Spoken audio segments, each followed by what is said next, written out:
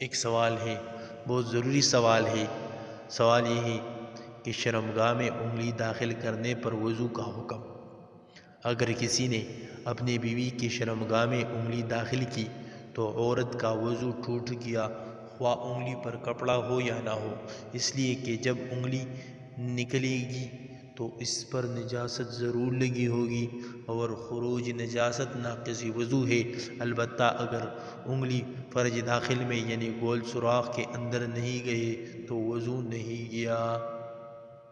نماز کے دوران نماز میں پخانہ کے مقام سے کیڑا باہر نکل آئے تو نماز اور وضو ٹوٹ جائے گا، لہذا نماز نہ ہوگی۔ دوسرا سوال، شرمگاہ کے باہر کے حصے پر انگلی لگانے پر وضو کا حکم۔ کیا یہ ہو سکتا ہے کہ کوئی سیلان کے مریض عورت نماز یا تلاوت کے دوران کچھ وقفے سے گال کے اندر انگلی سے چھو کر دیکھ لیا کرے کہ آیا پانی نکلا ہے یا نہیں، اور اگر اس نے اسی طریقے سے دیکھا مگر جگہ بالکل پاک تھی تو اس صورت میں اس کا شرمگاہ دیکھنے اور چھونے سے وضو ٹوٹے گا یا نہیں؟ تو جواب غور سے سنیں، بہت ضروری سوال ہے۔ اس سے وضو نہیں ٹوٹے گا، البتہ آگے گول سوراخ کے اندر انگلی داخل کرنے سے وضو ٹوٹ جاتا ہے۔ وضو ٹوٹ جاتا ہے اس لیے کہ انگلی کے ساتھ اندرونی نجاست بھی باہر آئے گی۔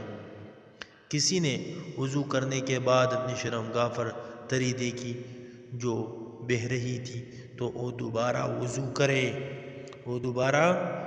کرے، اور اگر اس کو یہ معلوم نہ ہو سکے کہ وہ ہے کیا، یعنی صرف وہم سا ہو، حقیقت کچھ نہ ہو، تو توجہ نہ دے اور شیطانی وسوسہ سمجھ کر نظر انداز کر دے۔ دوسرا سوال یہ ہے کہ ناخن پالش کے ہوتے ہوئے وضو کا حکم۔ آج کل عورتیں اپنے ناخنوں پر جو پالش لگاتے ہیں، اس پالش کے ناخن پر موجود ہوتے ہوئے وضو اور غسل صحیح نہیں ہوتا، اس لیے کہ اس کی وجہ سے پانی ناخن تک نہیں پہنچتا ہے۔ ایسی صورت میں عورت کی نماز صحیح نہیں ہوتی، اور جتنی نمازیں اب تک پڑھی ہیں ان سب کا لوٹانا واجب ہے۔ ایسے تزئین حرام ہے جو شرعی فرائض کی صحت سے مانع ہو، جو چیزیں بدن تک پانی پہنچنے سے مانع ہو، ان کی موجودگی میں وضو اور غسل صحیح نہیں ہوتا۔ اگر بال برابر بھی جگہ خشک رہ جائے گی تو وضو اور غسل نہ ہوگا۔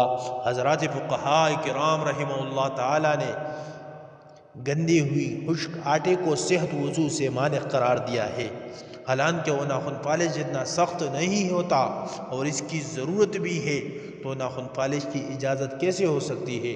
جتنی بھی نمازیں ناخن پالش لگا کر پڑھی گئی ہے وہ واجب الاعادہ ہے، اور ساتھ ساتھ توبہ اور استغفار بھی کرے۔ سرخی پاؤڈر کریم لگا کر وضو ہو جاتا ہے، جبکہ ان میں کوئی ناپاک چیز ملی ہوئی نہ ہو تو کوئی خرج نہیں ہے۔ اگر ناخن پالش کی طرح سرخی کی تہ جم جاتی ہے تو وضو اور غسل کے لیے اس کا اتارنا ضروری ہے، جبکہ پانی نہ پہنچتا ہو۔ وضو کرتے وقت عورت کے سر پر دوپٹہ اوڑھنا ضروری نہیں ہے، لیکن عورت کو جہاں تک ہو سکے سر ننگا نہیں کرنا چاہیے، مگر وضو ہو جائے گا۔ سر یا داڑھی پر مہندی خشک ہو جانے کے بعد وضو صحیح ہونے کے لیے سوکھی ہوئی مہندی کا اتارنا ضروری ہے۔ مہندی کا رنگ وضو میں اور غسل میں خلل انداز نہیں ہوتا۔ حضرات، اگر آپ نے ہمارے چینل کو سبسکرائب نہیں کیا تو ہمارے چینل کو سبسکرائب کریں، اور ساتھ میں گھنٹی کا بٹن بھی دبائیے تاکہ ہمارے نئے ویڈیو آپ لوگوں کو بر وقت پہنچے۔